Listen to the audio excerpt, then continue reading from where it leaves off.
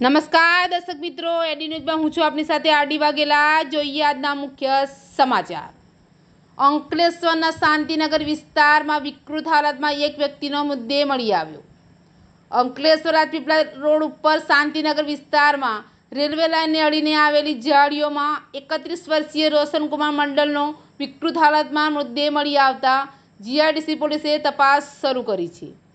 અંકલેશ્વરના સારંગપુર રોડ પર આવેલ શાંતિનગર વિસ્તારમાં શિવ રેસિડેન્સીના પાછળ રેલવે લાઇનને અડીને આવેલી ઝાડીઓમાં 31 વર્ષીય રોશનકુમાર મંડલનો વિકૃત હાલતમાં મૃતદેહ મળી આવતા વિસ્તારમાં ચકચાર મચી ગઈ હતી।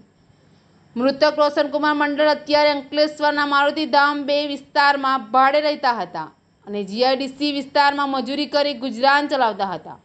સવારે અંકલેશ્વર ઉદ્યોગનગર રેલવે સ્ટેશનથી આશરે 500 મીટર દૂર ઝાડીઓમાં તેમનો મૃતદેહ મળી આવ્યો હતો। ઘટનાની જાણ થતાં જીઆઈડીસી પોલીસનો કાફલો ઘટના સ્થળે પહોંચ્યો હતો અને મૃતદેહને પોસ્ટમોર્ટમ અર્થે ખસેડી આગળની તપાસ શરૂ કરી છે। એડી ન્યૂઝ સાથે રિપોર્ટર જયેશ પ્રજાપતિ, અંકલેશ્વર।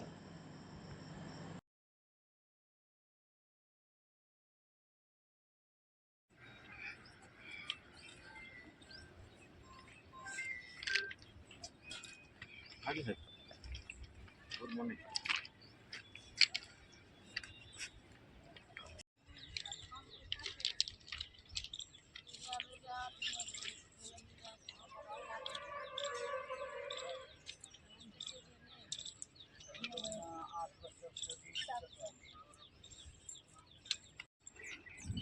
साइड पर दे।